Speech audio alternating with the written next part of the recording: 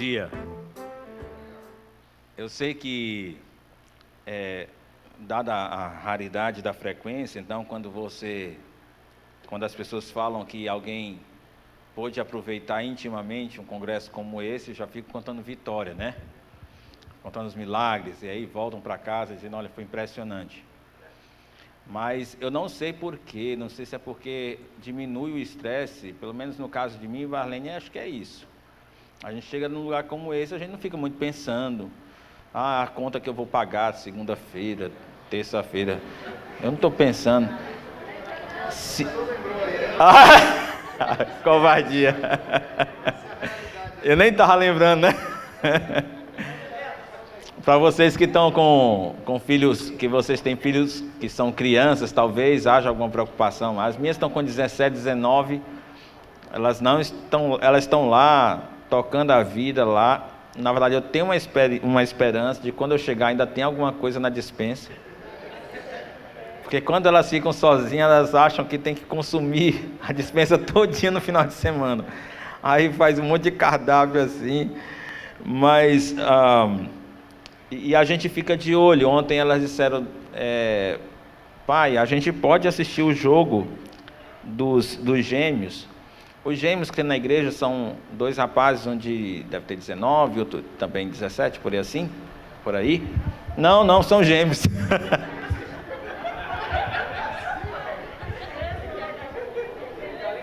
Tem muita coisa que está relaxada comigo, você percebeu, né? É 18, bem. E aí ia ter um campeonato de futebol. Aí, pai, a gente pode ir lá para ficar torcendo. Eu disse, vai que eu vou ficar orando. Que Deus guarde. Mas eu acho que é isso. E essas coisas terminam me fazendo pensar assim, olha bem, não tem mais nada para a gente fazer. Então, né? Vamos, né? A Arlene fica impressionada. Diz, mas Dário, você nunca nessa vida você foi tão interessado. Então, se vocês estão orando por vocês, tem um efeito rebote. Está vindo para o lado de cá. Mas esse não é o maior problema da intimidade, por incrível que pareça. O problema maior da intimidade é viver em intimidade. Viver em intimidade, é passar o dia em intimidade. Alguns de nós vai ter dificuldade, toda vez que estiver caminhando com sua esposa, está de mão dada com ela. É muito comum a gente perceber, ou a esposa, o marido indo na frente, a esposa mais ou menos 1,5 metro atrás, como se não fossem casados, como se fosse proibido. E aí eu costumo brincar que a luta que eu tenho com os que querem casar é dizer para eles não ficarem tão grudados. E a luta com quem casou é dizer para eles grudarem. É o contrário. Então quem não pode grudar quer, e quem já pode não faz mais questão. Eu tenho determinado por propósito, eu quero andar de mãos dadas com minha esposa. Se eu posso, eu quero ficar abraçado com ela. E esse tipo de coisa não é porque eu seja romântico, porque uma das coisas que eu disse para a Arlene, antes de casar com ela, eu disse, bem, uma das coisas que precisa ficar certo, eu não sou romântico. Se eu fizer alguma coisa romântica, eu estou fazendo de propósito por amor a você, mas por natureza eu não sou. Então, quando eu me distrair, eu não vou ser romântico. Isso é o que é o normal de mim. Então, para depois não ter que ir no Procon, reclamar do produto que recebeu e tal, então já avisei, não estava com a letra pequenininha não, mas estava avisado que ia ser assim. Porém, se vocês notarem, eu me esforço para ser romântico. Então eu ando de mão dada com a Arlene. A gente acordou hoje 7 horas da madrugada, a gente foi ali para a praia, a gente foi caminhar ali. Gente, ali tem uma cama, faltou o colchão, com uns véus brancos assim, pendurados. Um negócio chique, parece coisa das Arábias assim. Sentei lá, fiz foto com minha esposa. Mandei para fazer inveja para os outros pastores que nessa hora estão trabalhando lá, correndo para trás de as ovelhas. Eu disse, continue correndo aí, que eu estou abençoando aqui, minha mulher. E a gente foi, eu fiz um desenho de um coração lá na praia.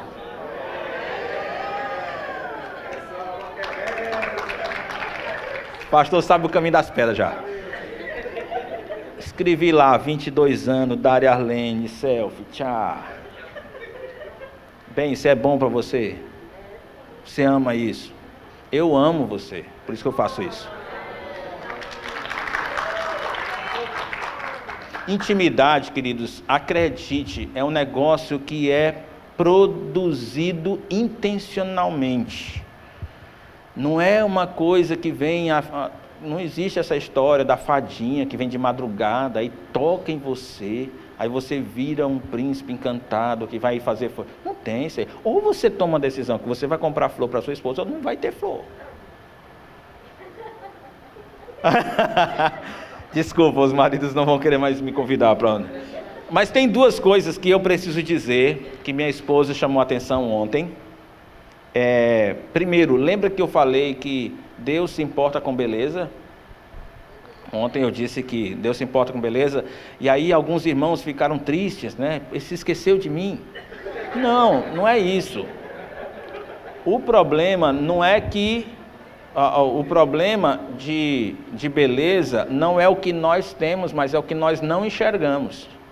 O pecado derrubou a nossa capacidade de enxergar a beleza. Tem gente que passa por um pôr do sol e não está nem aí. Não enxerga a grandeza e a glória de Deus manifesta naquilo. Por quê? Porque o pecado fez isso conosco. O pecado produziu no homem uma queda espiritual tal que nós não enxergamos a beleza. Então, se a sua esposa não diz que você é bonito, é porque ela é cega. Amém, pai? É porque é, rapaz. Mas se ela olhar bem direitinho para você, com olhos espirituais... Gostou dessa? Então, vai ver que você é bonito. Você vai ver que sua esposa é linda. Quero falar amanhã de manhã a respeito do livro de Cantares. E você vai ver Salomão dizendo que o pescoço da mulher é bonito que nem uma torre.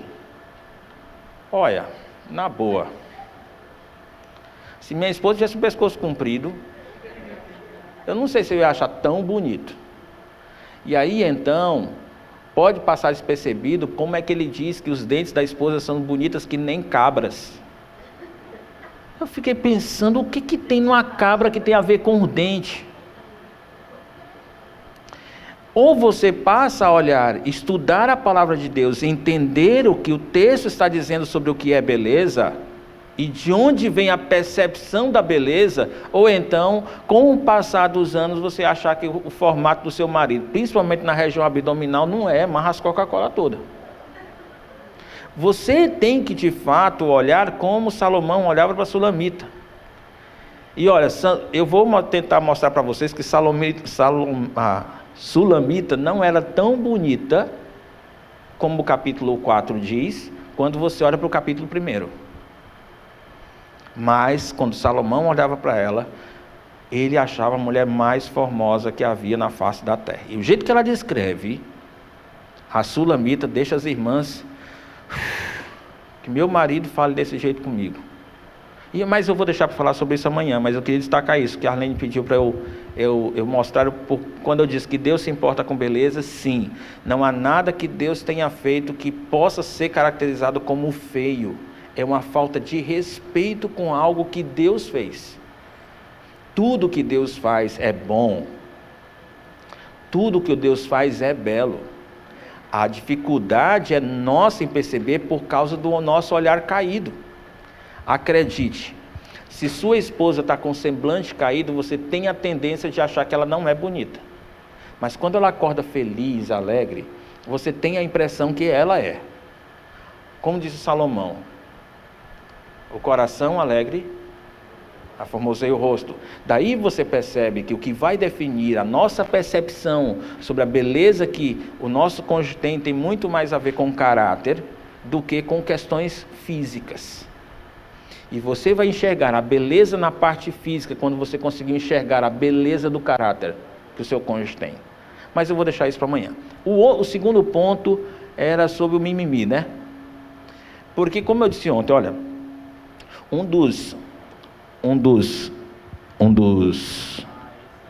valeu, aí pode baixar aqui aí, um dos catalisadores da intimidade é a resiliência. Eu mostrei para vocês, não se deixe vencer do mal, mas vence o mal com o bem. Então eu orientei que a gente não ficasse tão sensível, se aborrecendo por qualquer coisinha que o cônjuge fizesse. Foi que não gostou? Não gostei. Porque todas as vezes, quando você acorda, você me dá um beijo. Hoje você foi para a cozinha e você não me beijou. Cara, ela estava ocupada. Só demorou 5 segundos. O pastor disse que era 10. 5 segundos não vale. Não vamos deixar que essas coisas atrapalhem. Quanto maior a sua resiliência, menos você é afetado pelas coisas, pelos pecados cometidos pelo seu cônjuge, que com certeza ele vai cometer. Não tenha dúvida, o seu cônjuge vai pecar. A sua resiliência, a capacidade de lidar com o pecado do outro, respondendo com atitude boa, respondendo com bondade. E isso ajuda na intimidade do casal. Na verdade, o amor constrange. O amor constrange. Por que nós vivemos para Cristo? Por que nós morremos para nós mesmos e vivemos para Cristo? Não foi por causa do amor dele na cruz? O apóstolo diz, o amor de Cristo nos constrange. Agora, a nossa vida, o que vivemos hoje, vivemos para aquele que por nós morreu e ressuscitou. O amor constrange. Eu sou constrangido cotidianamente pelo amor da minha esposa. Porque apesar dela ter decidido, aceitado casar com alguém que seria um pastor, também estava no contrato, com alguém que seria um pastor, ela lida com essa realidade que a nossa cabeça, a cabeça de um pastor, às vezes luta para não estar em algum momento preocupado com alguma coisa da igreja, com alguma ovelha, com alguma necessidade que a igreja está tendo. Nós lutamos contra isso, para tentar compartimentalizar e dizer assim, não, isso aqui eu não vou pensar agora sobre minha ovelha. A gente luta. E quem é que sofre? É só o pastor? Ou será que é uma mulher que está do lado dele, esperando a vez dela? Uma vez Arlene disse alguma coisa assim para mim. Dário, é o seguinte. Se a tua ovelha não tiver você lá, ela pode sair da igreja e procurar um pastor. Eu não tenho essa opção. Você vai ser o único pastor que vai ter na minha vida. Eu nunca vou procurar um outro pastor. Então, cara, é isso. A Arlene é a minha primeira ovelha. É a primeira pessoa que eu quero pastorear. Primeira pessoa que eu quero cuidar. Eu queria que fosse lá para o slide 13, que eu queria só resumir o que eu falei ontem. Assim, perdão, eu esqueci o que a Arlene queria dizer, que eu dissesse o seguinte. Apesar disso, isso não dá ao outro o direito de ficar à vontade para ofendê-lo. Para dizer coisas desagradáveis, para fazer coisas desagradáveis, para não dar atenção. Você não pode deixar de fazer o que você precisa fazer como cônjuge, que é pensando assim, mas a minha esposa, o meu marido precisa ser resiliente. Ele precisa entender que eu sou pecador. Não, esquece. Esse pensamento não é seu, não. Esse pensamento tem que estar na cabeça dele ou dela. O seu é de fazer tudo por amor à sua esposa. Ok? Então, o fato de eu dizer que você precisa ser resiliente, ou que o seu cônjuge precisa ser resiliente, não quer dizer que você tenha liberdade para dizer e fazer o que bem quer, achando que ela tem que suportar, ou ele tem que suportar você. Foi outro destaque da mulher sábia que Deus me deu. O slide 13, irmão, eu queria fazer um resumo do que eu falei ontem, e ontem eu mostrei para vocês que a imagem de Deus, pode dar um teco aí que eu esqueci de botar outro teco aí, mais outro, e pronto, fechou. Mostrei ontem para vocês, a imagem de Deus é manifesta em nossa vocação. Quando Deus criou o homem à sua imagem e semelhança, versículo 26 do capítulo 1 de Gênesis, ele diz no versículo seguinte, governe sobre tudo que eu criei. Então, a imagem do Senhor tem a ver com a nossa vocação. A nossa vocação é governar, isso significa governar e cuidar. Isso significa que eu tenho autoridade sobre toda a criação, uma autoridade delegada por Deus, e que eu tenho que cuidar dela. O segundo aspecto da imagem do Senhor, que a gente vê no texto, é que nós precisamos desenvolver um relacionamento de autoridade e submissão, de autoridade e satisfação. Como Deus se relaciona conosco assim, nós precisamos nos relacionar assim com as outras pessoas. Esse tipo de relacionamento em que eu me submeto, em Efésios capítulo 5, versículo 22, diz: sujeitai-vos uns aos outros em amor, e que eu cuido, que eu satisfaço o outro, é o padrão, são os dois princípios básicos de relacionamento que nós temos em tudo quanto é trato com outras pessoas. E o terceiro princípio de imagem e semelhança do Senhor, o terceiro aspecto da imagem e semelhança do Senhor é a reprodução. Que sejam férteis e multipliquem-se. Então a imagem do Senhor é multiplicada cada vez que nós temos filhos, e isso não seria possível se Deus não tivesse criado o casamento. E por falar em casamento, dentro da imagem do Senhor manifestas nos relacionamentos, o casamento é o predileto, porque nenhum dos relacionamentos estabelecidos por Deus é tão íntimo quanto o casamento. E daí, só no casamento, certos aspectos do caráter de Deus e do Senhor são visíveis. Só no casamento é que é possível ver isso. Você pode refletir a imagem do Senhor, tanto no que diz respeito à vocação, a relacionamento, quanto à reprodução. Você pode desenvolver esse relacionamento...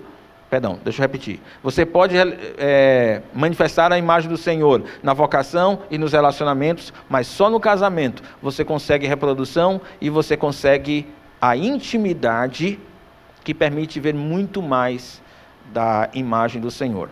E por falar em intimidade, nós sugerimos 3 práticas de intimidade que iriam aumentar a intimidade no casamento.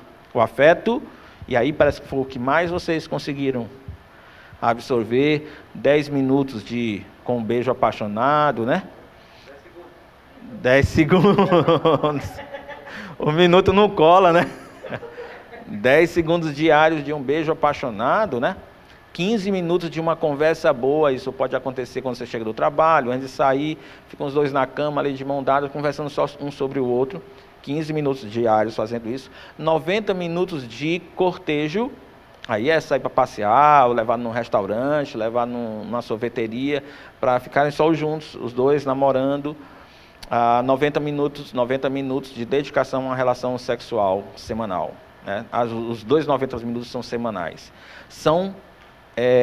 Isso não foi eu que criei, isso aí eu copiei de um cara da Universidade da Família, não sei quantos já ouviram falar dessa turma, e foi eles que indicaram esse padrão de afeto.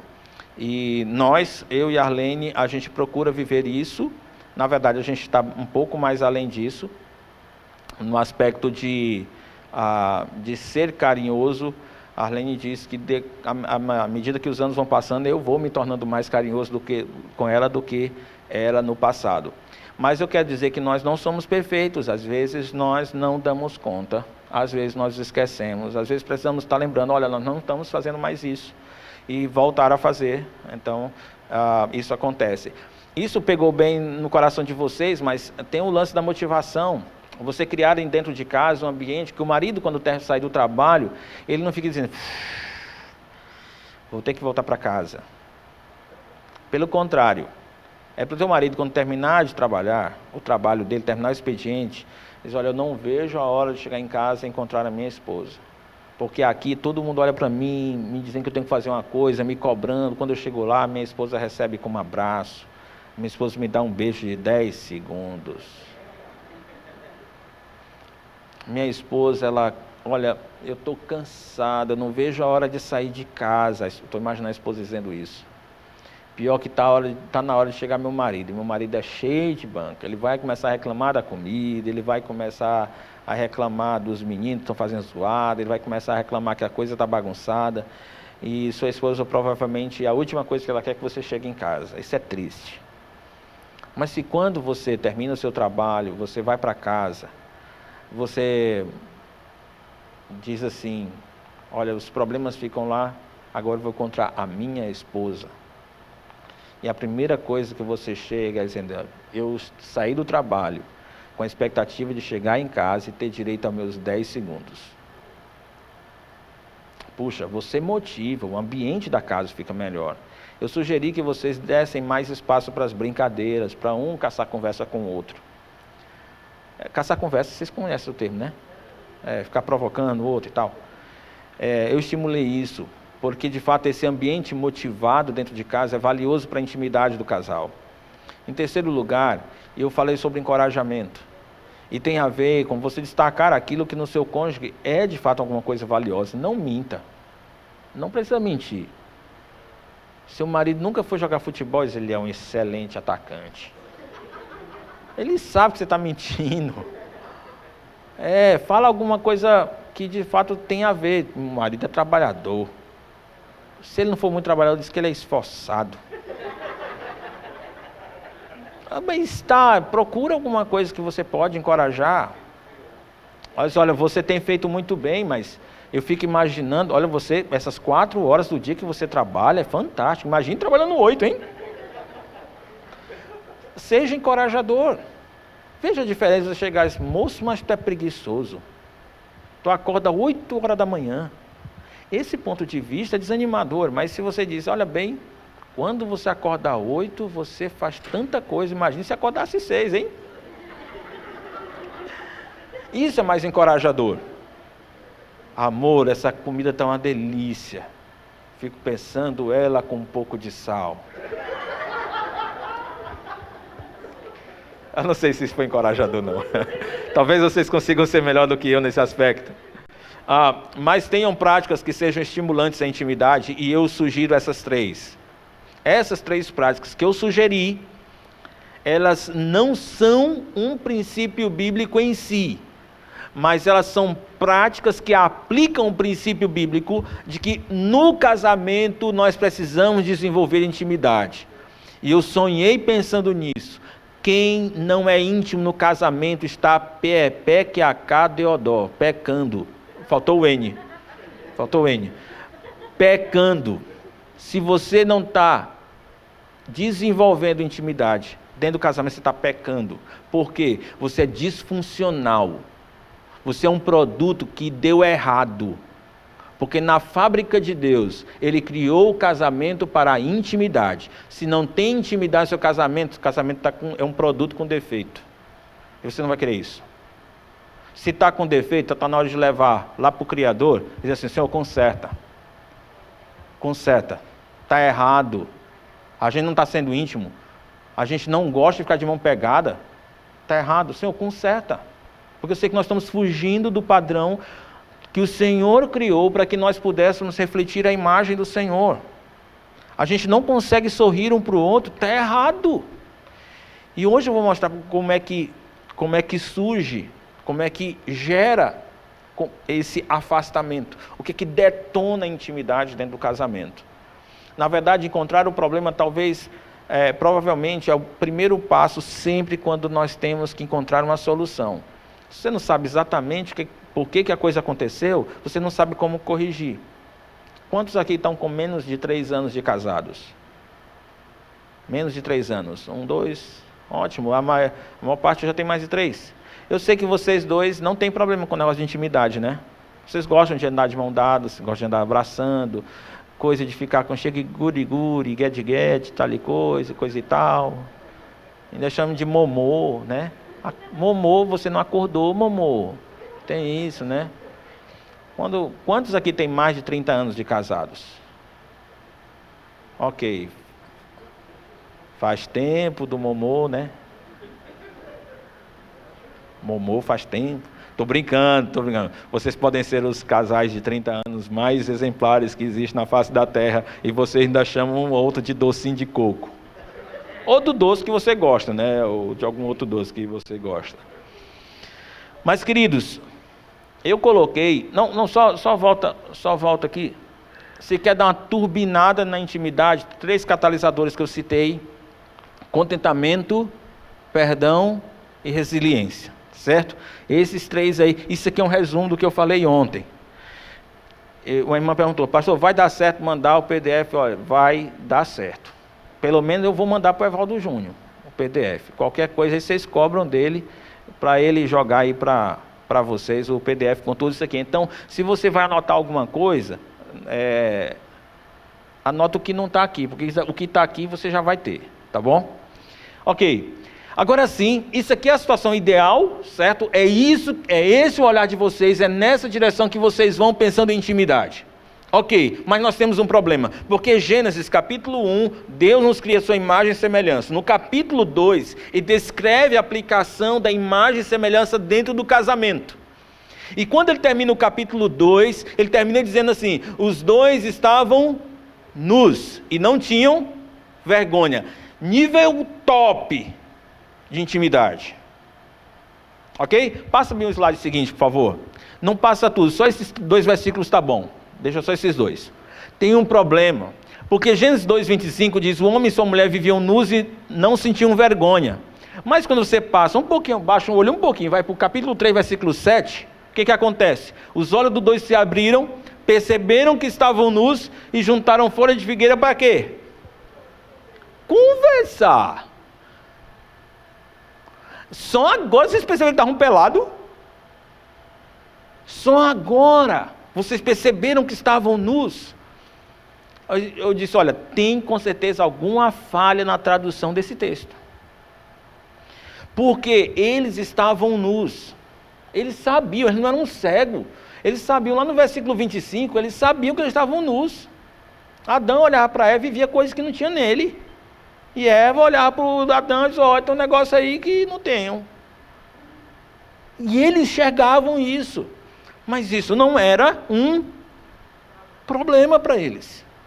Então, quando o texto diz, perceberam que estavam nus, é que a percepção deles da intimidade mudou. E o que mudou? Foi o fato de eles estarem nus? Não, o que mudou é, eles não tinham vergonha. Agora eles queriam cobrir-se. E o que acontece entre o capítulo 2, versículo 25 e o capítulo 3, versículo 7? Agora sim. No texto de Gênesis capítulo 3, versículos de 1 a 6, o que nós vemos é uma decisão tomada pelo homem e pela mulher, de que eles prefeririam dizer como é que deveria ser a vida deles, do que ouvir o Senhor. Prefeririam seguir desejos e paixões do que seguir princípios. Essa foi a decisão tomada por Adão e Eva. Primeiramente por Adão, depois por Eva. Na narrativa, Eva come primeiro o fruto. Mas a tomada de decisão do pecado foi feita primeiramente por Adão. Tem vários indícios bíblicos disso. O primeiro indício é 1 Timóteo 2,15, se eu não estiver enganado, onde o apóstolo Paulo diz, porque o homem não foi enganado, mas Eva. Isso quer dizer, quando a mulher comeu o fruto, ela estava sendo dopada pela artimanha maligna, e o homem comeu conscientemente. A segunda indicação disso é porque no texto original de Gênesis 3, o texto diz algo mais ou menos assim: Eva comeu e deu ao seu marido que estava ao lado dele. Então, quando Eva estava comendo o fruto, Adão estava lá. E o barriga branca, banana da Silva, não disse nada. Sabe como é que um homem que ama a esposa e percebe a esposa caindo na cilada faz? Ele passa para frente. E diz, não, meu amor. Não, mamorzinho doce de leite. Não vai fazer isso não, isso é pecado. Você não está percebendo, mas Satanás está induzindo você a fazer isso. Não faça isso não. Nós vamos seguir aquilo que o Senhor disse para nós seguirmos. Nós vamos obedecer ao Senhor. Essa era a atitude que Adão tinha tido. Adão era o homem, ele era o líder. O homem não tem essa posição como o detentor da responsabilidade. Eva comeu primeiro, Adão comeu depois. Romanos capítulo 5 diz que o pecado entrou na humanidade através de quem? De Adão. Adão, para quem que Deus concedeu a vocação ou o mandato original de dizer assim, é você que vai cuidar do jardim, é você que vai cultivar o jardim, olha, você vai poder comer de tudo, você não vai poder comer da árvore do conhecimento do mal. Quem foi que ouviu isso aí? Foi Adão. Eva não existia nessa hora. Dá uma lida em Gênesis 2, Eva não estava lá, quem estava lá era Adão, porque Deus tinha colocado Adão como responsável. E como responsável, Adão e nós, homens, dentro de nossas próprias casas, temos a responsabilidade de sermos os guias espirituais. Daí, me diz uma coisa, a serpente foi conversar com Adão? Não. Ela diz, eu vou aqui que é o esquema. Entenda, mulheres, não é porque vocês, mulheres, são menos espirituais, menos perspicazes ou menos sábios, não tem nada a ver. A questão é que Eva não estava lá quando Deus diz, é para fazer assim. O problema é esse. Deus escolheu contar a história para Adão. E Adão é que tinha que obedecer. Quando Eva estava sendo tentada pela serpente, a serpente faz algumas declarações provocativas. A serpente vai dizer, é verdade que Deus disse que não é para comer nada do que está aqui no jardim? Oh, que pergunta imbecil da serpente. Como assim? É muito óbvio a declaração de Deus que eles podiam comer livremente de tudo que estava no jardim. Está óbvio, sim, para nós que conhecemos o texto. Para ela, começa a gerar uma dúvida. Como assim? E por que começa a gerar uma dúvida? Lembra que eu falei que no padrão do relacionamento de Deus conosco e no nosso padrão de relacionamento cotidiano, tem dois princípios: autoridade e satisfação. Autoridade e satisfação. Você pode dizer essas duas palavras? Autoridade e satisfação. Guarde isso no coração, porque isso ajuda você a entender um monte de versículo na Bíblia. Tem esses dois princípios, são base de todos os relacionamentos dentro do corpo de Cristo, dentro do povo de Israel, dentro da família. Esses dois princípios são básicos: autoridade e satisfação. Quando Deus diz assim, coma livremente de tudo que está, de todas as árvores do jardim, Ele está dizendo assim, eu estou satisfazendo vocês plenamente. Quando a serpente vai conversar com Eva, ela começa a colocar coisa amarga dentro do suco. Porque ela diz, é verdade, você não pode comer nada agora. Essa declaração é uma declaração negativa, pejorativa da satisfação que Deus queria dar ao homem. Aí a Eva diz assim, não, Ele diz que a gente podia comer das árvores que estão no jardim. Bom, Eva já tem um nível de satisfação que Deus está dando para ela, reduzido na cabeça dela. Porque Deus diz, coma livremente. E quando ela vai falar com a serpente, Eva não diz, coma livremente. Ela só diz, para comer das árvores. Essa ideia de coma das árvores que estão no jardim, dos frutos das árvores que estão no jardim, é diferente de coma à vontade. Que macumba é essa?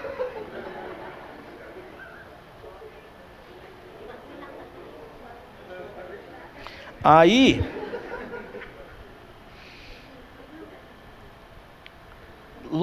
mas ela diz assim, mas da árvore está no meio do jardim, a gente não pode comer. Porque no dia que a gente comer, a gente vai morrer. Aí, de novo, está abaixo. Porque quando o Senhor falou da condenação, do exercício da autoridade dele, ele diz, olha, não coma, eu sou autoridade sobre sua vida. No dia que você comer, certamente você vai morrer. E quando Eva vai falar para a serpente, Eva não põe o certamente.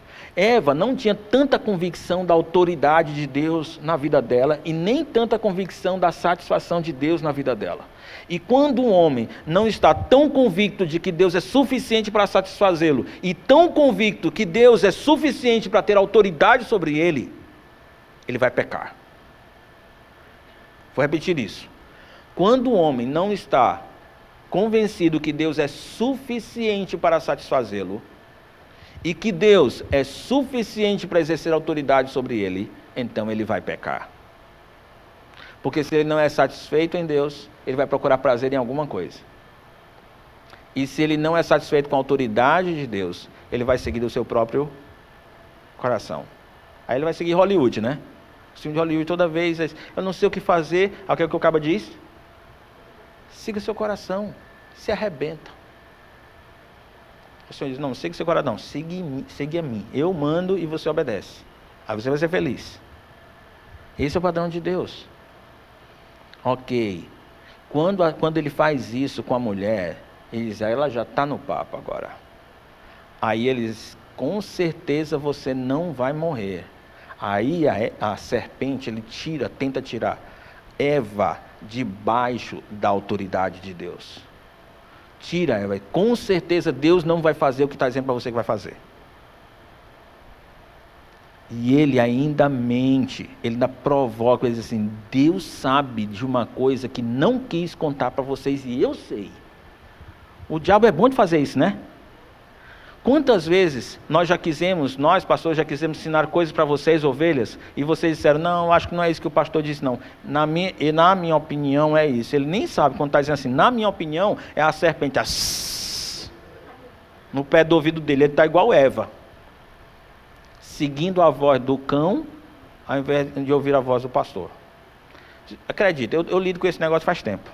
Eu sei como é que é o esquema da serpente. Então vem um pastor, abre a Bíblia e diz assim, ó, Deus diz que é você fazer isso. Ah, pastor, eu acho que isso é radical demais.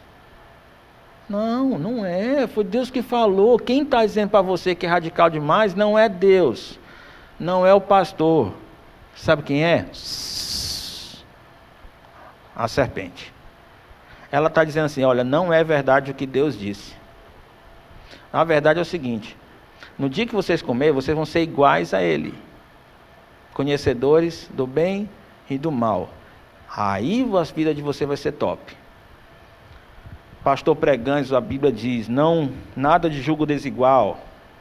Está lá, 2 Coríntios capítulo 6.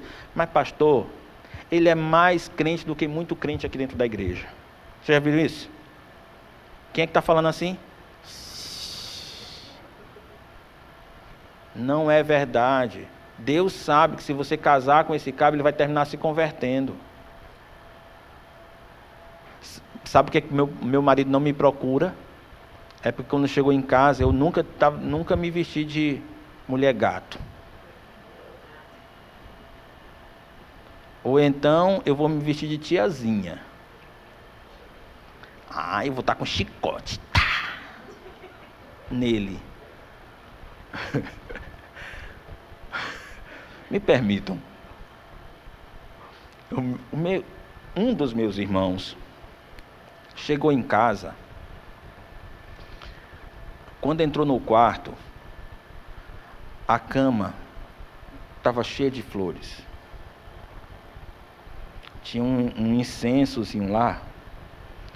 E minha cunhada colocou uma velazinha no fundo, ou debaixo da cama para fazer o efeito. Meu irmão todo romântico entrou no quarto e disse, que diabo é isso?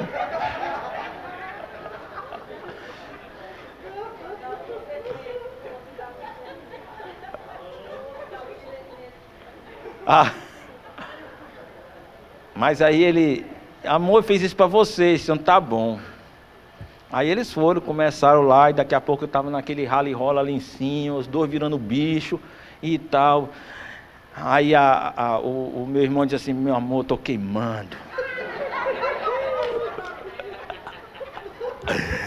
Aí ela, tá, é isso que eu quero. Vem, eu tô queimando. É isso mesmo, eles perderam o colchão. Perderam o colchão. Calma, irmãos, povo, eu não estou dizendo que é errado você fazer isso, não. Você pode fazer, quer fazer um negocinho diferente, faça, não tem problema. Só escolhe bem. Eu só não aconselho fantasia. Por quê? Não, eu vou falar sobre isso amanhã de manhã, que não é assunto de hoje. O meu outro irmão, Benzinho, como é que tá? Calma, mãe, vai terminar, vai ter o estudo, eu vou terminar aqui, a irmã vai pro quarto, aí você decide lá. Agora segura um pouquinho aí. Brincadeira. O outro tinha uma luz vermelha no quarto dele, né? Eu não lembro do resto. Foi esse meu irmão. Você percebe, quando eu falei que eu não era romântico antes de casar, você entende que é um negócio de família. Esse meu outro irmão, quando a esposa... inclusive foi no mesmo dia. Foi no mesmo dia, que era um dia de namorado, tinha sido combinado para todo mundo fazer alguma coisa. As esposas combinaram entre si, não foi? É verdade.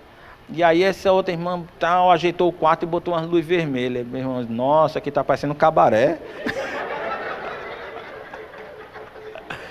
Então assim, eu quero dizer que as minhas cunhadas persistiram e hoje ele não diz mais essas coisas, eles estão mais românticos, exatamente. Então não desista, irmã, continue firme. O problema é que, a essa altura do campeonato, quando a serpente diz, olha, estou liberando você da autoridade de Deus, você não precisa obedecer a Deus, aí agora, mostra bem o versículo, por favor, irmão. Aí Eva deixa de obedecer o princípio para obedecer o seu coração, porque quando a mulher viu que a árvore parecia agradável, era atraente, e além disso, onde é que está a Bíblia aí? Cadê Deus nessa história? É você começar a tomar decisões baseado nessas coisas, no que é prazeroso ao paladar, e daqui a pouco eu vou falar o que é paladar. Prazeroso ao paladar, naquilo que é atraente aos olhos, naquilo que gera desejo. Aí você começa a tomar decisão baseado nisso. Esse padrão de intimidade que nós precisamos ter no casamento, ele é determinado por Deus. Você não pode dizer, mas eu sou assim, porque meu pai foi assim, porque meu avô foi assim. Eu não me sinto bem fazendo diferente. Não tem essa história, meu querido. Se você não decide que vai em direção à intimidade no casamento, você está pecando, porque você está fugindo do propósito de Deus. Eu sei se você foi maltratado na sua infância. Eu sei que se seu pai e sua mãe não eram assim, você vai ter dificuldade de ser assim, eu sei. Mas acredite, fazer a vontade de Deus não é tão fácil, não. Eu posso listar um monte de outras coisas que Deus diz para a gente fazer, que não é fácil, e a gente tem que fazer. Porque é contra o nosso coração. Porque é contra o desejo, porque é contra aquilo que atrai, porque é contra aquilo que gera uma sensibilidade. A palavra traduzida aí por agradável paladar é a mesma, é a palavra original que deu a palavra que deu origem à palavra sensualidade. E sensualidade não só no sentido sexual, é no sentido de experimentar o prazer. Gosto, tato, tudo isso está envolvido nisso. Eu tenho que sentir um negócio. Se eu não estiver sentindo, não está prestando. E a ideia de ser atraente aos olhos tem a ver com cobiça, com desejo de ter, de ser possuidor. E a ideia de ser desejável para dar conhecimento tem a ver com não ter ninguém dizendo a você o que você precisa fazer. Você mesmo governa a sua vida. Eu acho que você já experimentou alguma dessas coisas. Acho não, você já. Já teve um momento que você quis tomar uma decisão, sendo que nem sabia o que os outros estavam pensando, era isso que eu penso, eu vou fazer. Já teve na sua vida que você tomou decisão só porque você queria experimentar aquele negócio. Já teve dias que você foi para a rua, você não ia comprar nada, mas você viu um negócio chamado promoção, aí você foi lá e comprou. E você terminou comprando. Mas por que você comprou? Pensa no argumento, um argumento que os comerciantes amam, mas é um dos menos inteligentes do mercado. Por que você comprou? Porque estava em... Onde é que diz na Bíblia? Tu serás sábio ao encontrar algo em promoção e comprá-lo-ás. Não tem esse princípio bíblico. Quem diz que está promoção? O que você precisa, quem é que dá para você? A Bíblia diz, se você precisa de alguma coisa, você não tem que procurar promoção, você tem que orar. Tem que pedir ao Senhor. Porque é o seguinte, você trabalha, mas quem define o teu salário é Deus. Você sabe que às vezes você usa a mesma inteligência que uma outra pessoa está usando, só que quando ela usa a inteligência dela, ela ganha 10 mil reais. Quando você usa a sua inteligência, você ganha 3. E quem é que define essa diferença? Deus. Deuteronômio fala sobre isso. Quando Israel chegasse lá em Canaã, não era para dizer assim, olha, meu braço e a minha força me deram isso. Não, mas foi Deus que me deu a capacidade de produzir riqueza. Então é Deus que faz isso. Daí Porque se é Deus dá capacidade para produzir riqueza, é Deus está dizendo, eu te dou tanto todo mês para você satisfazer as necessidades. E o tanto que eu dou todo mês vai satisfazer tudo aquilo que você precisa. Mas, pai, eu queria a televisão, era de 56 polegadas. Pois é. Esse dinheiro que eu te dei, dá para você comprar uma de 21 e você vai ser feliz. Mas eu quero, vai ter que comprar a prestação. Dividir em 15 vezes no cartão. E vai ficar empendurado no cartão. Porque me desobedeceu. Porque eu dei para você o dinheiro para você ter aquilo que você precisava. Mas você não fez. Por que não fez? Porque aquela televisão de 56 era atraente aos olhos. Nós fazemos isso. Essas 3 coisas são a base do pecado em nossos corações. Sensualidade, posse e independência. São a base do nosso pecado. E são essas 3 coisas que nos afastam um do outro na intimidade. Que nos afasta. Eu quero experimentar uma coisa que minha esposa não quer experimentar. Então eu fico com raiva dela. Eu quero ter coisas que o meu marido não quer ter. Aí eu fico com raiva dele. Eu quero fazer do jeito que minha esposa não quer fazer. E eu fico com raiva dela. A base do nosso afastamento tem a ver com isso. Nós queremos experimentar coisas, ter coisas e tomar decisões que o nosso cônjuge não quer. E por isso nós nos afastamos um do outro. Essa é a base do pecado. Qual é a diferença de não sentir vergonha para cobrir-se? A queda do homem. A queda do homem. Esse é o maior problema. A queda na intimidade é resultado do pecado que exalta as paixões pessoais em detrimento de adoração. Se Eva tivesse dito, como é que eu faço para esse cara ficar calado na dele? Essa é uma muito inteligente. Vou copiar isso, vou até divulgar na igreja essa opção.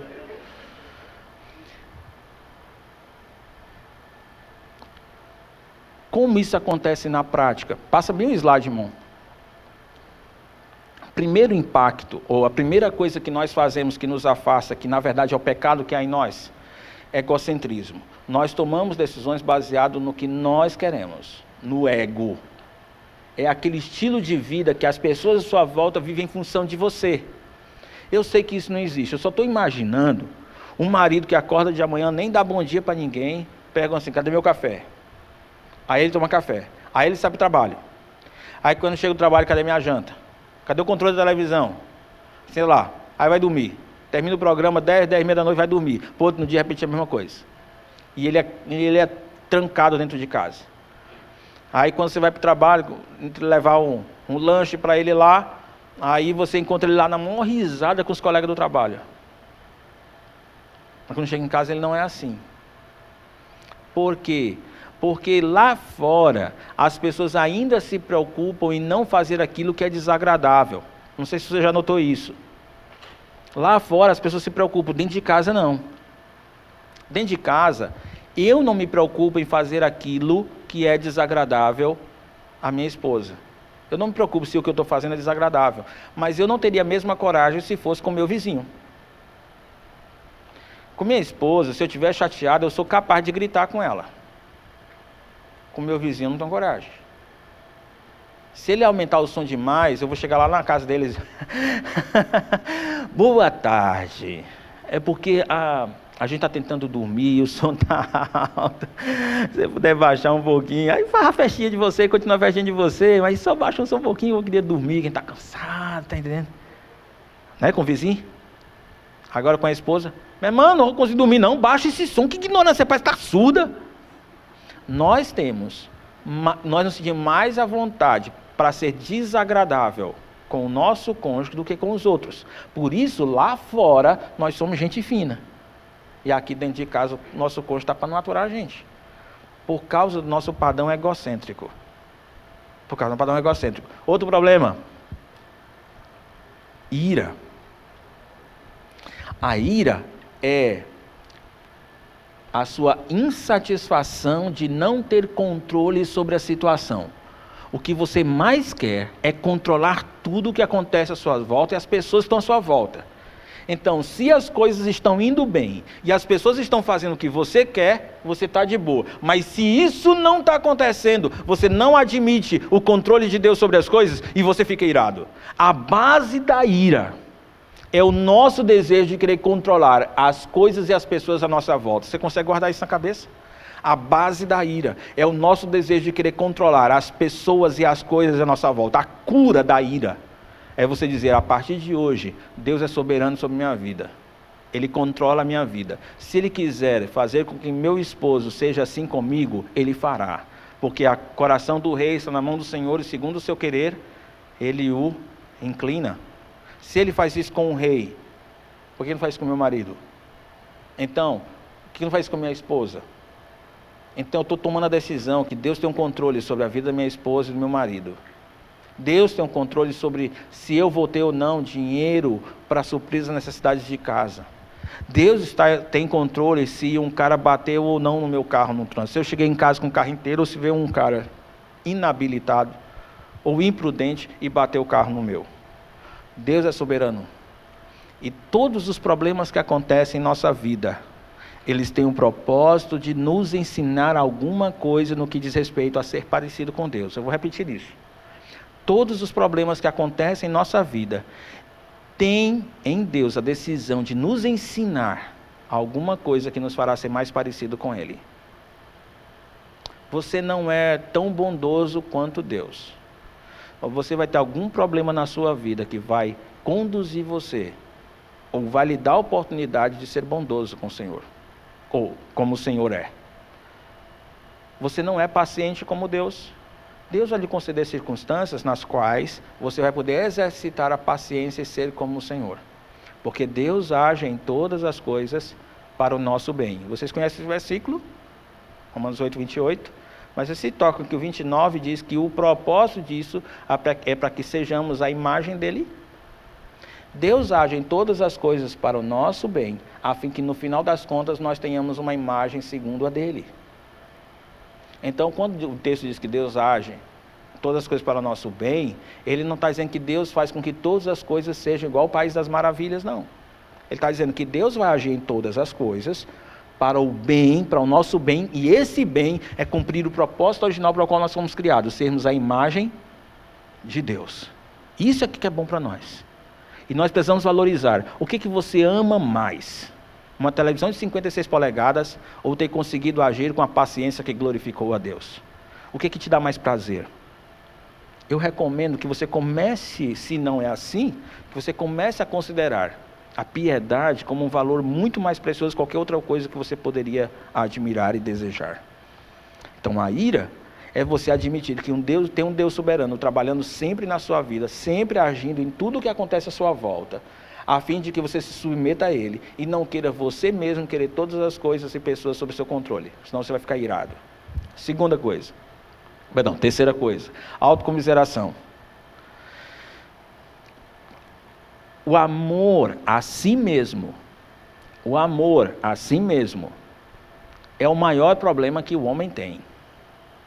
Por isso, me acende um sinal amarelo cada vez que eu estou assistindo um filme ou alguma propaganda em que alguém diz assim, aconselha assim, ame-se a si mesmo. Olha, não precisa dizer isso. Por quê? Porque você já se ama. Não tem, mas não é porque tem gente que se taca de cima da ponte. Ele faz porque ele se ama, porque ele não quer resolver o problema que tem na vida dele. E ele está fugindo do problema. Ele está fazendo porque ele ama ele mesmo. Nós nos amamos. Se nós não nos amássemos a nós mesmos, não tinha como botar um mandamento e dizer assim, ame o outro como a si mesmo. Porque se eu não me amo, eu não vou amar mais ninguém. Aí eu estou liberado para não amar ninguém. Não, sabe por que Deus diz ama o outro como você ama a si mesmo? Porque Deus sabe que você se ama. Você não tem nenhuma dificuldade de querer fazer com que todas as coisas cooperem para o que você quer, para o que você deseja e não para o seu bem. Você não tem nenhuma dificuldade.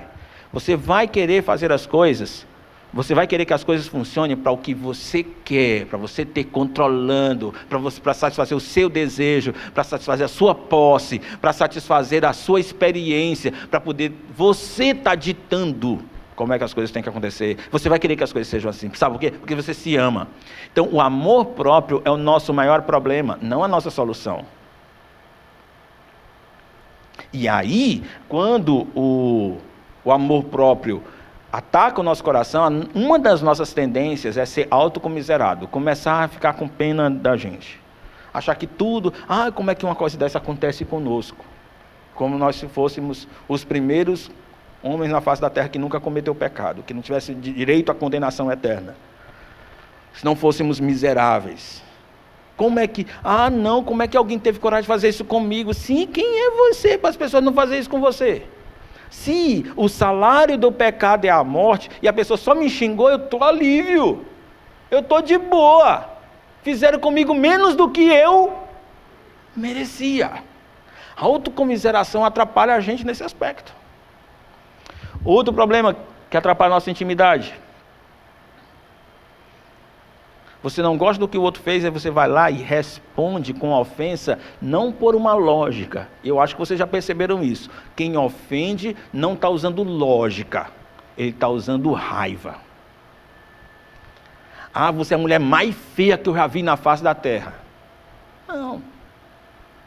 Se fosse, ele não tinha casado com você. Se ele realmente acreditasse nisso, ele não tinha casado com você. Você é o homem mais grosso que eu já vi. Se fosse, ninguém fica grosso depois que casa. Mas o que pode acontecer é a pessoa ficar cega no namoro e só enxergar depois que casa. É outra história. Mas se o cabo é grosso com o casal, ele já era antes. O fato é que o problema é que nós queremos que o nosso cônjuge faça por nós menos do que nós merecemos. Porque se nós merecemos a morte e você quer que o seu esposo faça qualquer coisa menos matar você, então você está querendo menos do que você merece. Puxa, isso pareceu duro, não? Qualquer coisa que você quer que o seu cônjuge faça por você, que não seja matar você, você está querendo menos do que você merece. Se é assim, eu vou conseguir ser feliz, porque hoje eu vivi o dia todinho e minha esposa não me matou.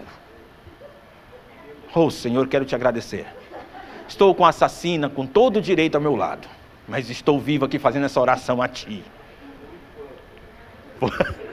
Te agradecer, estou até aqui, né? Até aqui o Senhor nos ajudou. Peniel. Esse cara que pensa assim, me diz por que ele teria autocomiseração de si. Ele perdeu a base para a autocomiseração. Ele não tem mais base para ter pena de si mesmo. Eu lembro de uma cena que ela é muito ilustrativa para mim. Uma pessoa estava indo para o acampamento tinha muita muriçoca, pernilongo, não sei o quê. Aí ficava pinicando a perna, e ficava coçando, e batia, e pedia um repelente, não sei o quê. E aí eu comparo com um dia que meu pai estava com meu avô na roça, e um maribondo, um preto, que eu esqueci o nome agora, mas o ferrão dele é tão potente, que quando ele enfia o ferrão, sai sangue. Meu avô estava capinando e meu pai capinando com ele. O meu avô sempre teve problema de surdez. E meu pai falou, pai, tem um maribondo tal, e citava o nome. E meu avô estava tão envolvido com o trabalho e a adrenalina lá em cima no trabalho, que ele não sentiu o ferrão. O sangue estava derramando na perna dele e ele continuava a trabalhar. Quem você acha que é a pessoa mais feliz? A do acampamento, preocupada com o repelente? Ou meu avô, que continuava prazerosamente trabalhando, apesar de ter sido ferroado com dor muito maior? Meu avô. Meu avô era um homem satisfeito com a vida e feliz com aquilo que vivia. E ele tinha aprendido o segredo de viver contente em toda situação. Meu avô não tinha pena de si mesmo porque era um lavrador. E ele tinha mais razões para alegar sofrimento do que aquela irmã que estava lá no acampamento tentando fugir de um pernilongo. Mas sabe qual é o problema dos dois? é que a primeira pessoa tem mais preocupação com si mesmo do que o outro. A primeira tem mais receio de sofrer do que o outro. Calma, irmãos, olha, não vão julgar quando um irmão pediu, tem um repelente aí, para dizer, autocomiseração. Não, eu só estou fazendo ilustração para você entender o princípio que está por trás disso. O princípio é, se eu mereço a morte, qualquer coisa que aconteceu que foi menos ruim do que isso, eu estou no bônus. Eu estou bem, estou feliz. Parece o cara, interessa, na mesma semana, o Tadeu, um irmão da minha célula, ele estava muito cansado e tal, e aí à tarde da noite, ele abriu a janela do apartamento dele, e a janela do apartamento dele deu para um tamborzão de lixo, não sei como é que chama aqueles troços que botam na caçamba depois, todo mundo bota o lixo em cima, depois bota em cima da caçamba, né? Porque, nossa, aí botou lá, ó, que cheiro. Mas ao mesmo tempo, lá, do lado daquela troço da caçamba, tinha um lixeiro. E ele cantava. E o Tadeu reconheceu a música, uma música de adoração. Ele louvava o Senhor enquanto tirava o lixo daquela caçamba para colocar dentro do caminhão. Louvava o Senhor. Tadeu desceu lá do apartamento, saiu do condomínio, foi lá por fora, lá onde estava o lixo. O cheiro já não lhe incomodava mais. Ele pegou R$50 e entregou para aquele rapaz. Eu estou te dando isso aqui porque você me ensinou uma lição hoje. Aí o cabo que estava louvando disse, foi de Deus. Porque eu não estava com R$1. Por isso, sabe o meu conselho? Quando você não tiver R$1, vai para a beira de um tambor de lixo e começa a louvar a Deus. Depois eu te dou o endereço do Tadeu. O Carlinhos, tem gente que conhece aqui o Carlinhos, que falou comigo hoje. O Carlinhos, ele estava muito cansado porque as vendas não estavam indo bem. E a fábrica, ele faz cocada. E a fábrica de cocada dele fica a 3 casas da casa dele. Então ele vai de pé mesmo. Tal. Enquanto ele estava indo, passou aqueles caras que recolhem lixo para vender, papelão, plástico, vidro, tá? Empurra aquelas carrocinhas de ferro assim, né? E ele empurrando. Isso era alguma coisa em torno de 2 horas da tarde. Se 2 horas da tarde é quente em Parnaíba, parece que o sol todo converge sorrindo para você 2 horas da tarde lá em Teresina. O que é que você acha que esse cara estava fazendo com esse carrinho? Louvando a Deus, bem alto, no meio da rua. Carlinhos deixou de abrir a fábrica naquela hora e foi lá conversar com ele. Cara, mas impressionante, ele se sol quente, tudo com esse negócio e tu louvando a Deus. Aí o cara disse, tu acha que eu não vou louvar a Deus diante de tanta beleza? Quando ele fez assim, o que você vê era um monte de apartamento, um bueiro bem grande assim do lado dele, e a danceteria Cajuína aqui do lado, e a rua que dava acesso para o centro. Eu sei onde é, eu olho para ali e não vejo essas coisas, não tem assim um passarinho dizendo piu, piu, piu, piu, não tem. Mas aquele homem louvava o Senhor. Sabe qual é o pecado que ele não manifestou? Autocomiseração. Tem gente que por muito menos fica se sentindo pena de si mesmo. E acredite, é ruim você ficar do lado de um cônjuge que está toda hora reclamando, achando que a vida dele é ruim. Achando que as pessoas fazem mal para ele. Achando que aquilo tudo é porque ele é pecador. Não consegue enxergar a graça de Deus. Mas tem outro. Infidelidade. Eu não estou falando sobre pular a cerca. Eu estou falando de não cumprir o que você prometeu. Obviamente que o adultério é um exemplo disso. Quando você se casou, prometeu ser fiel, amar, cuidar, etc e tal. E quando você pula a cerca, você não está fazendo isso. Mas tem muito mais coisas que você promete e você não cumpre. E isso causa um distanciamento. Então, pensando e repetindo o raciocínio, eles estavam nus e não se envergonhavam, e eles perceberam que estavam nus e se cobriram, tem essas coisas aí, que afastam-nos um do outro no casamento. 11 horas, né, que termina? 11 horas, né? Eu acho que é 11 horas que termina agora. Tem uns 20 minutos. Pode passar então, irmão. Qual é a solução do homem? Porque tem uma hora que Deus chega e diz como é que é. O que é que você vai fazer diante disso? Você pecou contra seu marido. Você pecou contra sua esposa. O teu casamento está cada vez com menos intimidade. Como é que você vai resolver esse negócio? Quando Adão e Eva comeram, que Deus disse não era para comer, não teve conversa. Quem mandava no pedaço lá apareceu para prestar conta. E acredite, se você pecou, Deus vai chamar você para conversar. E quando Deus chama você para conversar, Ele vai querer que você responda corretamente. Quando Ele te questionar, Ele vai querer que você responda corretamente. A questão é que, quando Deus perguntou para Adão, onde você está? E perguntou, por acaso você comeu alguma coisa que disse para você não comer? Todas as respostas de Adão foram erradas. Pode passar, irmão. Deus chamou o homem perguntando, onde é que está você? E aí ele respondeu, ouvi teus passos no jardim e fiquei com medo, porque estava nu. Por isso, pensa se tem lógica o cara tentar se esconder de Deus. Ele disse, Dário, onde é que você está? Escondido atrás do microfone. É sem lógica. Sabe quem que faz você ficar burro? O pecado.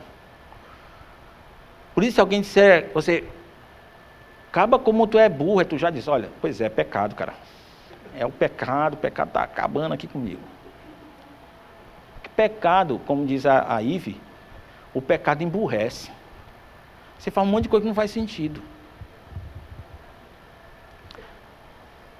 E Deus perguntou, quem lhe disse que você estava nu? Conversa é essa? Agora tem essa novidade aí, estou nu. E quando foi que tu teve vestido?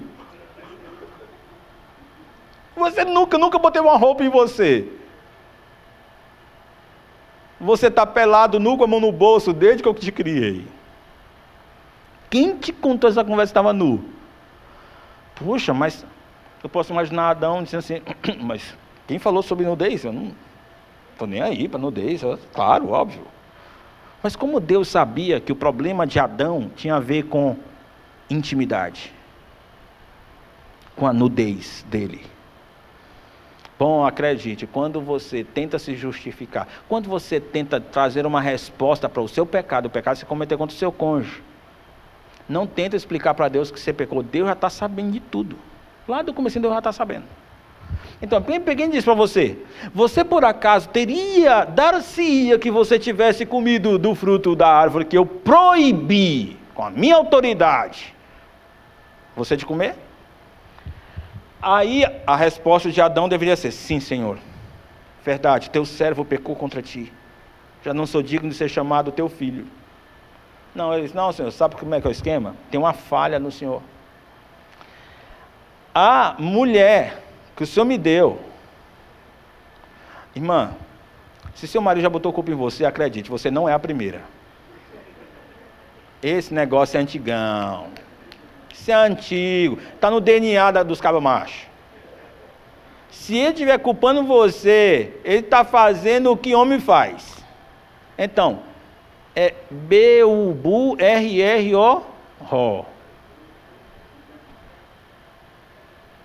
E é o pecado deixando ele desse jeito.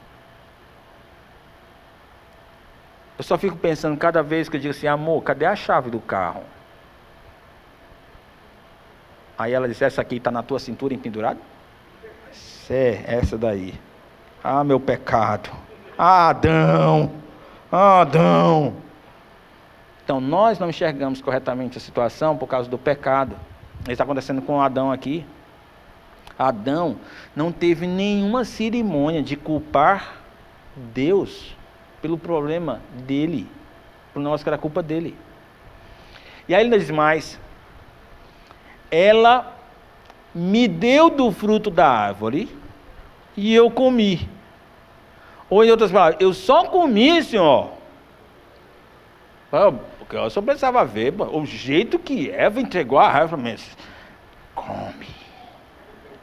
Senhor, na boa, não tem homem que resista daquele jeito que ela entregou a maçã não, o fruto. É capaz, pastor. Essa foi a resposta. O problema é que quando nós pecamos, quando nossa intimidade ela reduziu por causa do nosso pecado, a resposta que o homem tem, via de regra, ela é egocêntrica. Via de regra, ela é egocêntrica, ela é baseada no eu. Tipo assim, eu não tenho culpa. Não fui eu. Olha, você não precisa treinar seu filho para isso. Seu filho está perto da mesa, deu um vento, caiu o quadro de vidro no chão e quebrou, e você chegou, olhou sério para ele, o que seu filho vai dizer? Foi eu não, foi o vento. Gente, não precisa treinar seu filho fazer isso aí não, ele já nasceu com o DNA de Adão, ele já sabe, ele nasceu sabendo fazer serviço aí. E quando você ficar chateado, porque seu filho está fazendo isso aí, lembra que você faz. Você faz isso bem aí. Quando você erra, qual é o seu primeiro ímpeto? Eu preciso chamar minha esposa para confessar o meu pecado. É? Quando você erra e o seu cônjuge vê, e seu marido vê, sua tendência é dizer assim, acho que é menopausa. Bem, isso é jeito de falar comigo, amor, é porque é TPM, e o marido, mas amor, como é que tu fala comigo assim? Amor, querida, eu tô com enxaqueca, tô para morrer. Alguém disse que quando o homem diz que ele está com enxaqueca para morrer, é aquela dorzinha de cabeça que as irmãs têm, e que ela limpa a casa, pastor, cuida de menino, é aquela mesma ali. Aquela ali, se um homem tiver, ele se acaba. Ou traz um remédio, traz um paco. Que eu estou para morrer de dor de cabeça. Pois bem, nossa tendência é justificar a nossa culpa, ao invés de confessar. Essa é a nossa tendência. Então, pode passar um vídeo, ou um slide, isso. A gente foge, a gente tem medo do outro ficar sabendo que nós erramos, nós fugimos da confrontação, pode passar, porque eu tenho que correr agora, ocultamos ou camuflamos, ocultamos no sentido assim, não, é melhor minha esposa não saber para não se estressar. Para não se estressar. Você que não quer ver sua esposa com raiva de você. Negócio de não se estressar. Você peca, você não quer que o seu marido fique sabendo. Não é porque ele tem muita coisa para se preocupar, não. É porque nossa tendência é camuflar o nosso erro. É mais ou menos assim, eu fiz isso, mas também... eu fiz isso, mas ela também... Pastor, porque você não sabe o marido que eu tenho em casa. Pastor, porque você não sabe a mulher que tem em casa. Então você camufla o pecado que você cometeu com outra pessoa. Aliás, uma outra coisa que você também faz é auto-justificar-se. Você tenta explicar para o outro qual é o bom motivo por que você pecou e deveria ir para o inferno. Não fala isso, você não complementa, né? Devia complementar. Olha, eu tenho um bom motivo para ter mentido contra você. Aí o outro deve dizer assim, eu imagino, bem. É um bom motivo para pecar e ir para o inferno. Porque quando você pensa na consequência do pecado, aí você não acha um bom motivo para ter pecado. Mas quando você não pensa na consequência, você encontra um bom motivo para você ter pecado. Particularmente em relação ao seu próximo. Mas tem mais.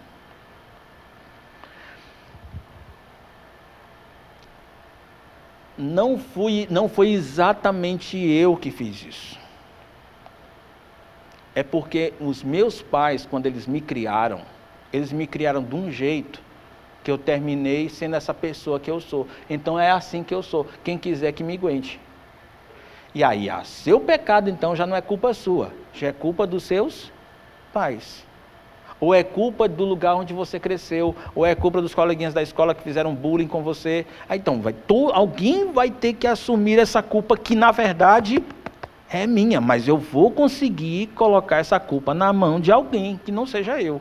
Todas essas respostas, elas têm uma característica, é que o homem sempre trata a própria culpa dando uma resposta centrada no eu. Como é que Deus gostaria que nós fizéssemos? Pode passar, por gentileza. A solução de Deus não foram folhas de figueira. A solução de Deus foi roupas de pele. O que é que consegue cobrir o seu pecado? Qual é o método de Deus para cobrir o seu pecado? Se Deus deu para Adão e para Eva roupas de pele, é porque essa pele veio de quem? De um? Qual era a culpa desse animal? Mas ele teve que morrer. Um animal teve que morrer para a pele dele cobrir o pecado, a culpa de Adão. Porque sem derramamento de sangue não há perdão de pecado. Esse princípio, isso que aconteceu no Jardim do Éden, foi estabelecido como um princípio para Israel. Israel teria que sacrificar um animal como expiação pelo seu pecado. E isso só deixou de existir quando o Cordeiro Perfeito foi para a cruz no Calvário. Sabe qual é a resposta de Deus para o seu pecado? O pecado que tem derrubado a intimidade entre vocês? Graça. Eu simplesmente perdoo você. E eu pago o preço para perdoar você. Eu pago o preço no seu lugar. É assim que o Senhor diz. Porque eu vou sacrificar o meu filho por causa da sua culpa. Então, para de ficar se escondendo. Para de ficar se auto-justificando.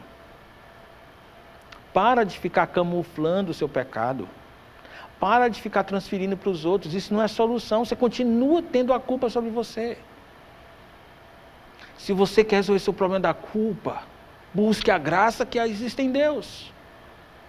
Busque a graça. A primeira resposta que encontramos, a resposta de Deus para o nosso pecado, para aquilo que temos feito todos os dias, que tem nos afastado do nosso cônjuge, eu perdoo você. Muda. Simplesmente esquece o que você fez até aqui e passa a fazer o que eu o que eu criei você para fazer. Faz aquilo para o que eu criei você. Eu criei você com a vocação. Eu criei você para relacionamentos de autoridade e submissão. Eu criei para você para reproduzir a minha imagem. Então, esquece o que você viveu até aqui. Eu não estou afim de ficar cobrando você o que você escondeu até hoje. Deus não está afim de ficar cobrando você aquilo que você fica transferindo para os outros. Não, Deus sabe. Antes de você ter dito, Deus já sabia o que você tinha feito. O que Ele está chamando você para buscar e reconhecer que precisa do perdão de Deus. É chegar e se prostrar diante do Senhor. Se eu pequei contra ti, eu comi do fruto da árvore que não era para comer. Eu fui irado quando não deveria ser. Eu fui egocêntrico quando não deveria ser. Eu fui ofensivo. Confessa o que você tem feito, o que tem distanciado o seu cônjuge de você. Chega para o Senhor e diz. Sabe qual é a resposta do Senhor? Ele sacrifica o filho dele para perdoar você. E Ele vai tratar você como se você nunca tivesse pecado. Ele vai cuidar de você. Embora haja uma pendência para você resolver. Mas você não tem mais culpa. Porque Ele levou sobre si todas as ofensas que nós fizemos. Todas as nossas iniquidades. Todo o nosso pecado Ele carregou sobre si na pessoa do seu Filho. Busca o Senhor, querido. A adoração é o lugar onde eu confesso o meu pecado por amor ao Senhor.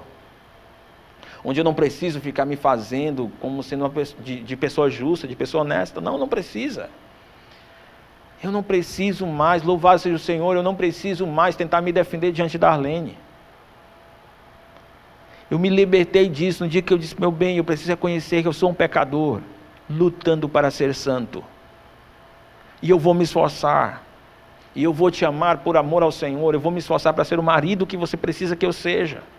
Agora acredite, ainda tem um Adão aqui dentro de mim. E às vezes eu vou pecar e eu vou pedir que você me perdoe. Mas cada vez que eu pecar, eu vou confessar a você e vou lutar para fazer diferente da próxima vez. Mas eu não quero mais ficar escondendo aquilo que sou. Porque cada vez que eu escondo, a gente fica mais longe. E quando eu confesso, você fica triste, teu coração pesa. Até a hora que você vem falar comigo e me dá um beijo de 10 segundos. E a gente fica mais junto do que a gente estava antes. Porque confiamos na graça de Deus. E não em ficar se defendendo.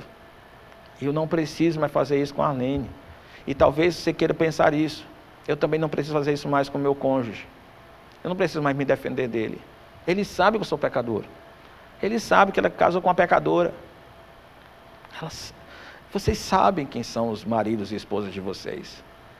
Então, ao invés de exigir que eles não pequem, abram o coração para derramar graça sobre a vida dele, como Deus tem derramado sobre sua vida. Porque essa é a resposta de Deus. Pode passar. Os passos são os seguintes. Eu aprendi isso com o filho pródigo e com o Zaqueu. O que eu devo fazer quando então eu estiver fazendo coisas que estão me distanciando do meu cônjuge? Primeira coisa, eu preciso sozinho reconhecer que a culpa é minha. Sozinho. Reconhecer, a culpa é minha. Qual é a segunda coisa que eu preciso fazer? Eu preciso dizer, isso aqui foi o que eu fiz, mas isso aqui não é o Dário que eu quero ser. Eu estou arrependido do pecado cometido. Eu não estou nem esperando que você chore, que você faça um clamor, Senhor, eu sou miserável, pecador. Você pega assim, você joga na cabeça, rasga a roupa, não. Estou esperando que você faça isso, não. Mas conscientemente, inteligentemente, você diz assim, isso aqui não é o que eu quero ser. Isso aqui não é o que eu quero ser. Sabe aquela mulher lá do trabalho que deu em cima de você? Que você disse não, uma vez, 2 vezes, 3 vezes, na 4ª vez, você estava cogitando que talvez pudesse fazer isso discretamente, sem ninguém ficar sabendo. Não precisa não é suficiente você chorar diante de Deus, Senhor. Você tem arrependimento, é intelectual, metanoia, é uma mudança de mente. E você precisa declarar para si próprio, isso não sou eu. Eu não vou viver isso aí. Não vou viver isso porque isso é pecado. Isso que eu senti foi o Adão doido para ressuscitar dentro de mim. Doido para querer mandar em mim, mas ele não manda. Porque para mim, o viver é Cristo. Porque já não sou eu quem vive. Porque eu estou crucificado com Cristo. É Ele quem vive em mim. E essa vida que agora eu vivo na carne, eu vivo pela fé no Filho de Deus que me amou e se entregou por mim. Por isso, neca catibiriba. Essa mulher vai fazer essa aliança com um cão. Comigo não. Comigo não. E eu confesso que pensei. Eu confesso que desejei. Eu confesso até que abracei ela. Eu confesso que até dei um beijo nela. Confesso porque eu sou um caba imoral. Ou pelo menos porque eu fui imoral. Mas esse não sou eu. E não é isso que eu vou viver. Eu vou viver para amar a minha esposa. Eu vou viver para servir a minha esposa. E esse corpo lindo que eu tenho, com esse bucho, é para minha esposa. Você já notou que as mulheres lá de fora não estão nem aí para o bucho do que vocês têm? É impressionante como o cão é o diabo mesmo, né? Ah, então, pois tem uns que estão lascados. Então, é capaz, mano. Eu não duvido, não. Mas o ponto é, não é esse o homem que eu quero ser. Eu quero ser o homem da minha esposa, eu quero ser a mulher do meu marido. E eu não estou voltando aqui para dizer isso e para tomar essa decisão porque eu sou bonzinho, não. É porque eu confio na graça do Senhor, que sabe do que eu fiz. Mas o Senhor está me chamando para eu dizer, eu reconhecer, eu fiz, Senhor. E eu não fiz porque ela bodeu em cima de mim, eu fiz porque eu queria. Eu queria, minha carne é podre. Eu fiz foi por causa disso. E eu sei que eu ofendi o Senhor. Eu sei que eu ofendi minha esposa. Eu sei que eu ofendi meu marido. Eu fui infiel com a palavra que eu dei, que eu só amaria a ele ou a ela. Eu fui infiel. Mas não é isso que eu quero ser. Não é isso que eu quero para a minha vida. E acredite, meu querido, você que sabe que sua esposa já foi tentada a ter um outro homem. Você, irmã, que sabe que seu marido já foi tentado a ter uma outra mulher na história. Eu sei que vai ser duro se ele chegar para você e disser que ele simplesmente desejou uma outra mulher. Vai ser duro. Mas acredite, sabe o que é que você merece? A morte. E se você não está morto, então é melhor também você perdoar seu cônjuge. Ele diz, filho, olha, dói demais ouvir você dizendo que pensou e que desejou uma outra mulher. Ou dói demais que você desejou outro homem. Dói, machuca demais. E eu quero dizer para você que provavelmente eu ainda vou passar alguns dias sentindo isso. Sentindo essa dor. Mas independentemente da dor que eu estou sentindo por isso que você fez, eu perdoo você. Porque eu amo você. E eu decidi amar você não porque você é bom, porque desde que eu casei você é pecadorzinho. Eu decidi amar você porque eu assumi um compromisso com Deus. Que o meu casamento refletiria a imagem dele. E no que deve depender de mim, é isso que eu vou fazer. Assim como Deus me amou, me perdoou, eu perdoo você. Puxa, um milagre de Deus, não? Um milagre de Deus, uma obra do Senhor. O Senhor quer que a gente se arrependa, mas não parou aí não. Você reconheceu, você foi lá, se arrependeu, você... quando a gente saiu eu fazia assim, aí aparecia. Então, você... está conversando com o gerente do hotel, que o gerente do hotel está com problema aí. Dizendo, olha, o jantar de hoje é uma mesa para cada casal.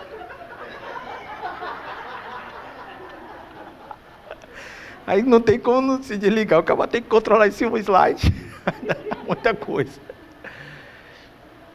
A parte difícil, porque aquela parte que você disse, sim, a culpa é minha.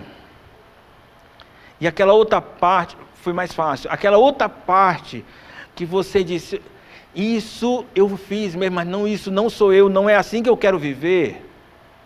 Essa é mais difícil do que a primeira de reconhecer, mas ainda é fácil. Então vou dizer para você agora um nível um pouquinho mais complicado. É você chegar e dizer, eu fiz isso. Foi eu fiz. Me perdoe.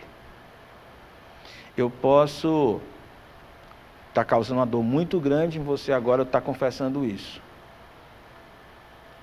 Mas eu sei que é isso que Deus quer que eu faça. Pequei contra o céu e pequei contra você. Já não sou digno de ser tratado como seu cônjuge. Mas eu gostaria que você me permitisse ser o teu servo. Opa, como assim? A maneira como nós tratamos e lidamos com o reconhecimento do pecado nos leva à posição que Deus gostaria de que nós nunca tivéssemos saído. Sermos servos do nosso cônjuge. Na condição de filho, lá na parábola, aquele filho não deveria estar preocupado em receber herança, ele deveria estar preocupado em estar trabalhando. Lembra do filho mais velho? Quando o filho pródigo volta para casa e o pai faz a festa, o que o filho mais vai estar fazendo? Trabalhando duro. E de fato, o problema dos fariseus, que é a comparação lá, não é que eles não trabalhavam, não. Eles praticavam obras, eles se esforçavam. Trabalhar para o outro é o que nós temos que fazer. Obviamente que o casamento traz alguns benefícios, e o cônjuge traz alguns benefícios. E quando você vive uma intimidade estreita com seu cônjuge, você ganha com isso. Arlene, ontem à noite foi uma onça. Oh, desculpa. Me perdoe. São benefícios, você passa o dia investindo 10 segundos, 15 segundos. Pega na mão, chama de momô. Tem bônus, meu querido? Tem. A comida fica legal, fica melhor.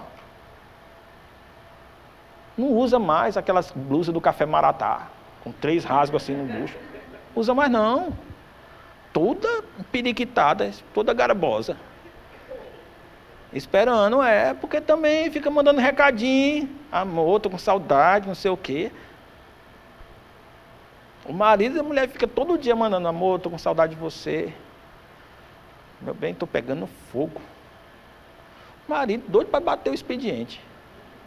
Ele vem na velocidade, quer saber de fotossensor, nada. Para onde é que você está indo? Para Canaã. Estou indo receber a terra prometida. Eu estou brincando assim, mas porque foi Salomão que falou assim com a Sulamita.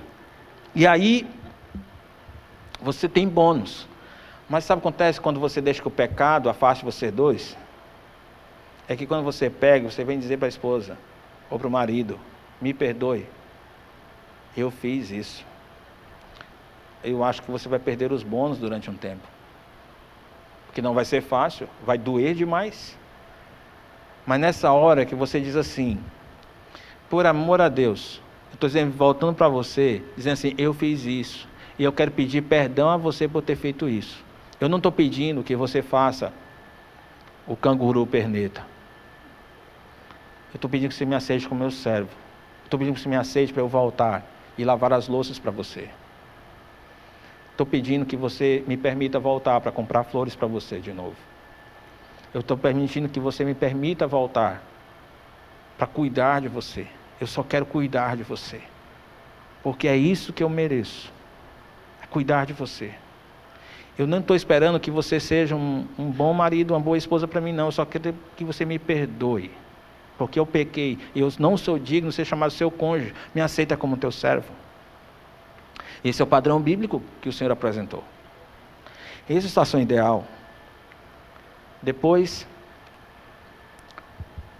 faça uma atitude inversa do que você fez. Talvez você lembre de Efésios capítulo 4, quando o apóstolo Paulo diz assim, aquilo que roubava, não roube mais. Aí ele manda parar só nisso aí, ele para só nisso aí?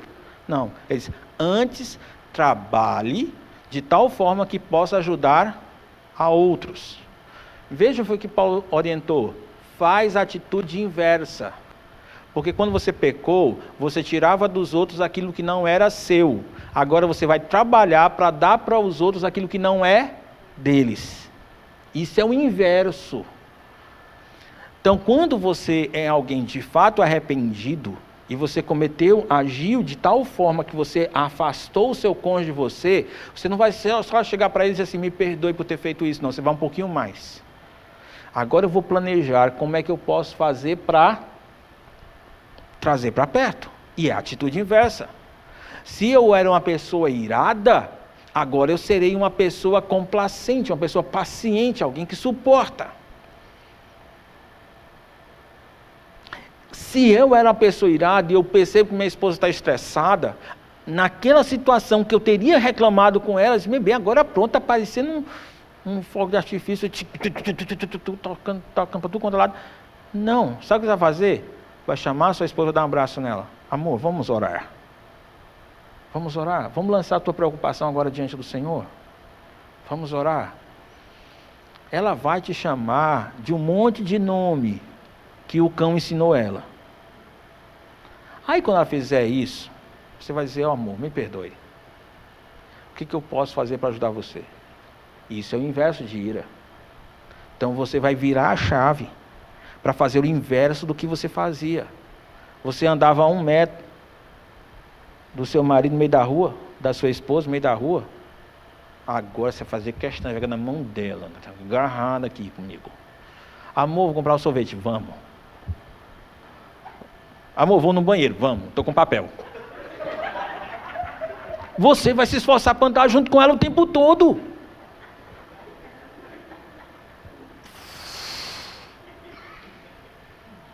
Ficou bem limpo, irmã? Amor, ficou legal? Ou tu acha que eu quero passar um sabonete? Você vai fazer o inverso. Estava andando longe, anda perto. Se esforça. Não beijava. Pastor, não vai ser 10 segundos, pastor.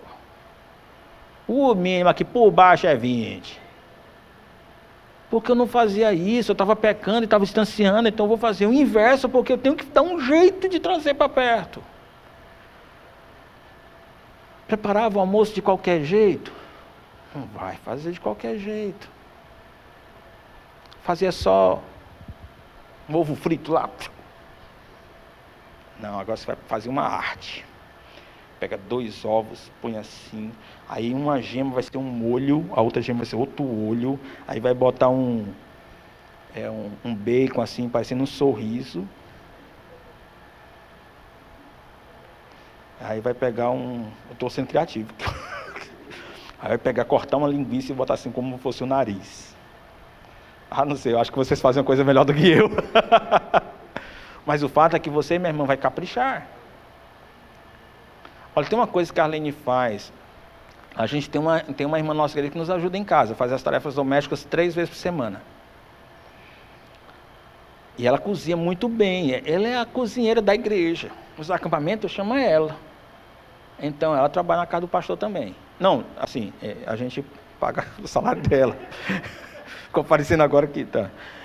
O fato é que ela... Agora, no dia que a Arlene vai fazer o almoço, que é o dia que a Socorro não está lá em casa, gente, aí já não é frango, arroz, feijão, é frango com queijo gratinado assim por cima. Você está entendendo? Me disse, eu não quero ficar agarrado com essa mulher, gente. Eu quero andar com essa aqui o tempo todo, pessoal. Se você errou, vira a chave, e arrependimento de fato vira a chave, e faz o inverso. E por último, nem sempre isso é possível. Restitui. Restitui o que no pecado você tirou do outro. Tem coisas que não tem mais como restituir. Alguns danos que causamos no outro não tem mais como restituir. Mas sempre que for possível, restitua. E você quer fazer de maneira piedosa, restitua 2 vezes mais. Quer ser mais piedoso ainda, restitui 4 vezes mais. Quer ser mais piedoso ainda, restitui o que você não pegou.